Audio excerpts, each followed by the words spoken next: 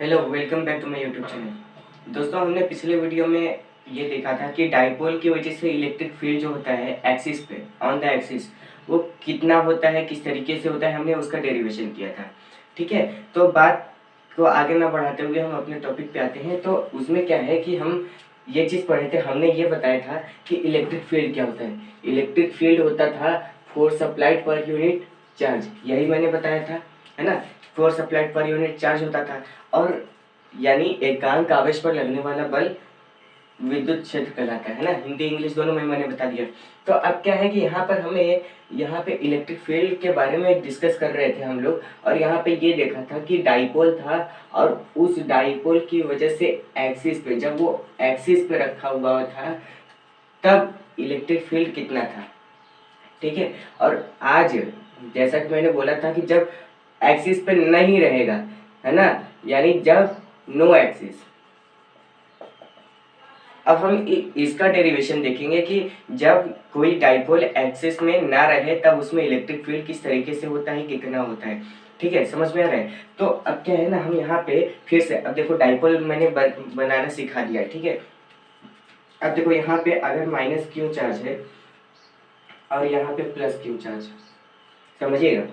तो यहाँ पे इस तरीके से हम इसको मिला देंगे, और मान लिया कि हमें यहाँ पर कहीं पे देखना है, तो क्या करेंगे, इसको हम यहाँ से इस तरीके से मिला देंगे और यहाँ से इस तरीके से मिला देंगे। ठीक है, फिगर बनाना सिखा रहा हूँ। अब देखो यहाँ से इसको सीधे ले आओ यहाँ पे। ठीक है, ये जो डिस्टेंस है ये एल है, जैसा कि आप लोग जानते हो। इधर भी ये जो डिस्टेंस है ये एल है। ठीक है, हमने नाम दे दिया कि ये जो पॉइंट है ये ए है, और ये जो पॉइंट है ये बी है, और यहाँ पे मान लिया कि ये पी होगा। ठीक है, इस तरीके से हो गया। अब इसका डिस्टेंस, अब डिस्टेंस आर जैसे हम पहले रख रहे थे, इसमें भी डिस्टेंस आर रख देते हैं। ये यानी ये और ये, मान लिया अगर ये ओ है और पी है, तो O P equal to R. ठीक है, अब क्या है कि जब एक्सिस नहीं है, इसमें इलेक्ट्रिक फील्ड कैसे जनरेट होगा हम ये देखते हैं। अब जैसे मान लिया कि अगर हमें यहाँ पे कहीं पे देखना है इलेक्ट्रिक फील्ड, तो किस तरीके से देखेंगे। तो हमें क्या करना है ना, यहाँ से एक लाइन इस तरीके से ड्रॉ करना है, समझ में आ रही। तो इस तरीके से एक लाइन ड्रॉ करना है, और यहाँ पे इस तरीके से एक लाइन ड्रॉ करना है, समझे। तो इस तरीके से आप करिएगा, और फिर यहाँ पे ऐसे ऐसे ऐसे मिला देंगे, और फिर यहाँ पे ये जो ये होगा, इसे हम बोल सकते हैं कि ये E1 है, और इसे बोल सकते हैं कि ये E2 है। ठीक है, समझ में आया फिगर कैसे बना है। फिगर यहाँ पे ये बना है कि यहाँ पे ए और बी पॉइंट पे माइनस क्यू और प्लस क्यू चार्ज रखे हुए हैं, और ये एक डाइपोल है, जैसे पहले सब बताया जा रहा था।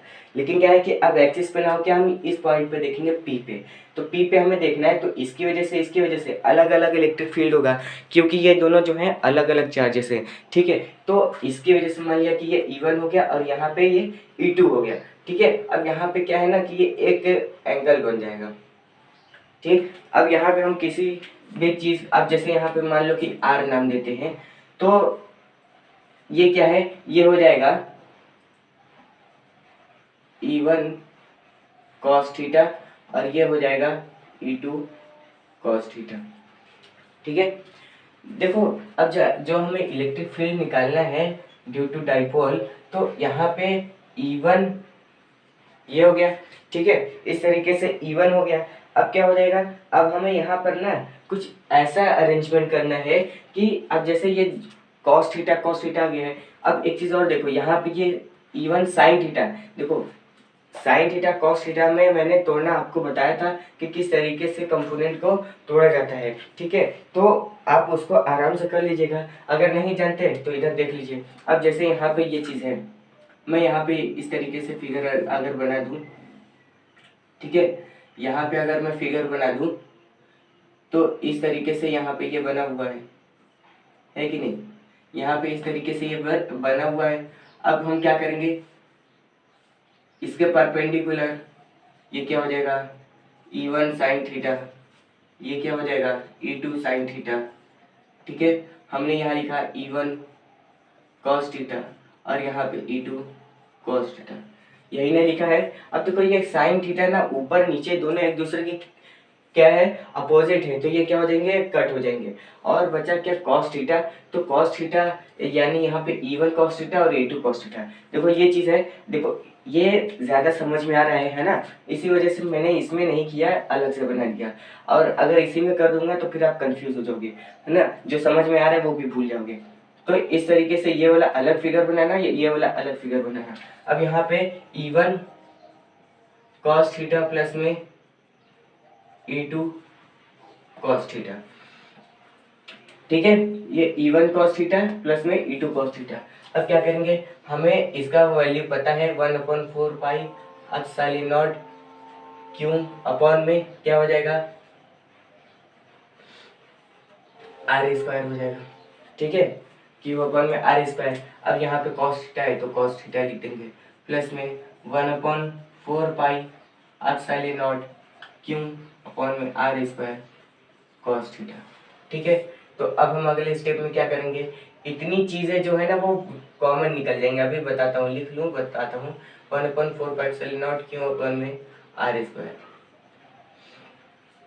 देखो यहाँ पे ये जो आपको दिख रहा है, यहाँ पे ध्यान दीजिए कि ये जो चीज है 1/4 पाई एप्सिलॉन नॉट है ना, तो 1/4 pi epsilon not Q upon में आर स्क्वायर, ये सेम चीज है, ठीक है। और फिर उसके बाद कॉस थीटा, कॉस थीटा क्या है, हम अलग अलग लिख लेंगे, ठीक है, समझ में आ रहा है। तो कॉस थीटा को इस तरीके से लिख लेंगे। अब एक चीज और है कि यहाँ पे हमने ये देखा, हमने तो ये फार्मूला के अकॉर्डिंग लिख दिया, लेकिन क्या यहाँ पे ये डिस्टेंस आर है, नहीं, यहाँ पे डिस्टेंस आर नहीं है, ये है आर प्लस में एल, ठीक है। अब जैसे मैंने आपको बताया था ये आर प्लस में एल हो जाएगा, है ना, इस तरीके से आर प्लस में एल।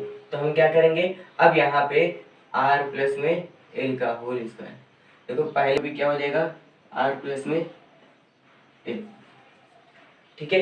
तो अब हम क्या करेंगे, ये कॉस थीटा और ये कॉस थीटा दोनों हमें मिल गया, ठीक है। अब हम क्या करेंगे, यहाँ पे लिखेंगे 1/4 pi epsilon not Q upon में आर प्लस एल का होल स्क्वायर, और यहाँ पे लिख देंगे 2 कॉस थीटा, ठीक है। एक चीज और है, अब अगर कॉस थीटा की बात हम करें तो आपको कॉस थीटा की वैल्यू बताई गई है कि कॉस थीटा जो होता है, यहाँ पे अभी लिख रहा हूँ, इरेज कर दूंगा, ठीक है। अब जैसे यहाँ पे कॉस थीटा होता है, हिंदी में क्या बोलते हैं, आधार बटे कर्ण, है ना, बेस अपॉन में हाइपोटेनस। तो इसमें देखिए आधार क्या है, एल है ना, और हाइपोटेनस ये हो जाएगा, ये हो जाएगा हाइपोटेनस।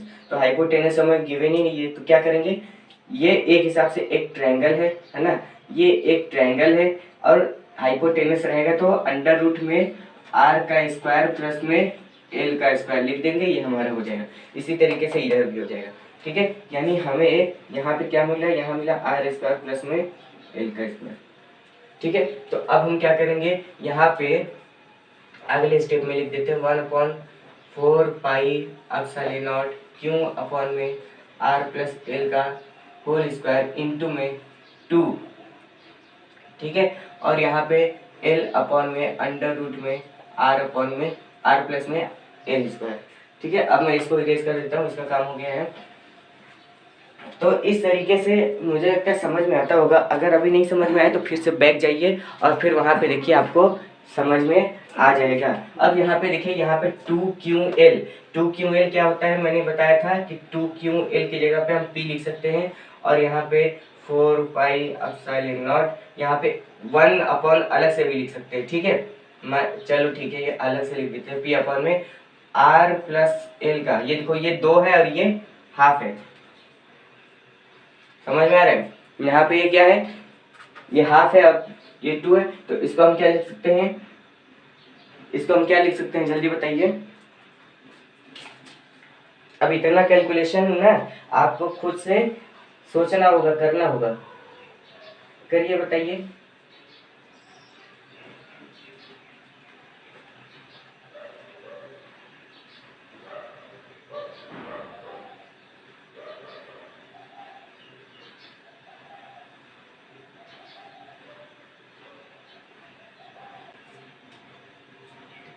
अब देखिए यहाँ पे क्या करना है ना, यहाँ पे इस तरीके से मैं कर देता हूँ, और यहाँ पे भी इस तरीके से मैं कर दिया। और इसी तरीके से यहाँ भी सेम परफॉर्मेंस, और यहाँ भी हमें क्या करना है, वही काम करना है जो अभी तक कर रहे थे। ठीक है, यहाँ पे स्क्वायर, यहाँ पे स्क्वायर। ठीक है, अब यहाँ पे क्या हो जाएगा, ये 1 है, ये हाफ है, तो ये हो जाएगा 3/2, ये स्क्वायर और ये स्क्वायर। ठीक है, समझ में आया। अब क्या करेंगे, यहाँ पे 1/4 पाई ε0, ठीक है, p अपॉन में। अब अगर हम ये कह दें कि ये जो l है ये r से बहुत छोटा है, तो क्या हो जाएगा, r⁴ इंटू में 3/2, 2 से 2 कट। ठीक है, यानी हमारा ये क्या आ गया, ये आ गया 1/4 पाई ε0 p अपॉन में r³। ठीक है, इस तरीके से मैंने एक ही बार में आपको बता दिया, और आई थिंक आपको ये समझ में भी आया होगा। ठीक है, तो इसमें इलेक्ट्रिक फील्ड मैंने कैसे निकाला, इसमें इलेक्ट्रिक फील्ड मैंने बहुत ही आसानी से निकाला। यहाँ पे -q + q एक डाइपोल बना दिया, ये r डिस्टेंस है। ठीक है, अभी ये हमें पता नहीं था, और फिर हमने यहाँ पे E1 आगे बढ़ा दिया, E2 इस तरफ कर दिया, E1 cos theta, E2 cos theta. ठीक है, ये आप बाद में देख लेना, वैसे इसका काम उतना नहीं है। E = E1 cos theta + E2 cos theta. ठीक है, E = 1/4 पाई ε0 q अपन में r² होता है, लेकिन r² ना लिख करके हम क्या लिखेंगे, r² प्लस में l², क्योंकि इसका भी तो डिस्टेंस है, r तो यहाँ से है ना, r यहाँ से है, लेकिन क्या है, ये l भी है दोनों तरफ, तो E1 का भी r² प्लस l², और इधर भी r² प्लस l², और इंटू में cos थीटा हो जाएगा। ठीक है, तो इतनी वैल्यू आपको आराम से रख देनी है। अब क्या करना है कि इसको कॉमन कर लेना है, क्यों अपन में r² प्लस में l², ये जो cos थीटा है उसको हम क्या करेंगे, दोनों तरफ से ऐड कर देंगे, और हमारा हो जाएगा 2 cos थीटा। ठीक है, अब हमें cos थीटा की वैल्यू रखनी है, तो हमें पता है कि जो cos थीटा होता है वो होता है क्या, आधार बटे में कर्ण, यानी बेस अपन में हाइपोटेनस। ठीक है, तो मैंने उसके अकॉर्डिंग इसको रख दिया, cos थीटा की जगह पे ये वैल्यू रख दिया। अब हमें ये 2ql दिख रहा है, 2ql होता है p के बराबर। ठीक है, तो p के बराबर होता है। अब बाकी सब चीजें मैंने वही लिख दी, और ये r² प्लस में l² यहाँ पे 3/2 हो जाएगा।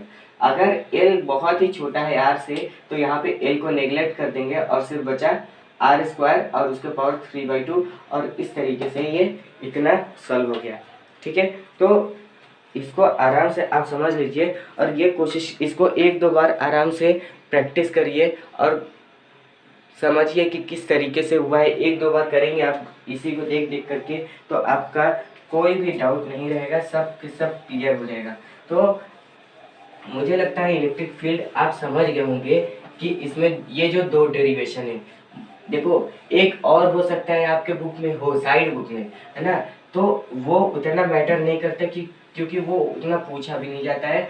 और हाँ, आप समझना चाहते हो तो उसको समझ सकते हो, और आप मुझे बता सकते हो कि सर आप वो उसका वीडियो बना दीजिए, तो मैं बना दूंगा। ठीक है, वो साइड बुक से है।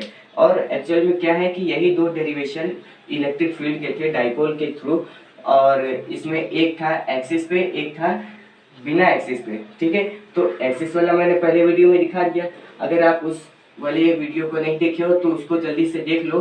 ज़्यादा बड़ा वीडियो नहीं है, बहुत कम टाइम में आपका टाइम बच जाएगा, आपको समझ में आ जाएगा। और ये मैंने क्या बताया, ये मैंने इस केस में बताया कि जब ये जो डाइपोल है ये एक्सिस पे ना रखा हुआ हो। ठीक है, तो समझ में आ रहा है। अब जैसे यहाँ पे एक चीज़ है न्यूमेरिकल।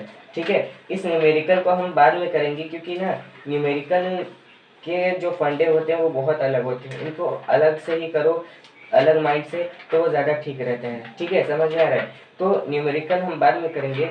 एक चीज़ आपने ये जाना कि इस चैप्टर में हमने क्या पढ़ा है, हमने ये पढ़ा है कि कूलम का नियम क्या होता है ना, कूलम फोर्स क्या होता है, और उसके बाद हमने पढ़ा है इलेक्ट्रिक फील्ड क्या होता है, डाइपोल क्या होता है, इतनी चीज़ें पढ़ी। फिर उसके बाद 2 डेरिवेशन किए, इलेक्ट्रिक फील्ड डाइपोल की वजह से एक्सिस पे क्या होगा और बिना एक्सिस पे क्या होगा, और वो मैं फिर से लिख देता हूँ, 1/4 पाई ε0 2p अपॉन में r³, ये था एक्सिस पे।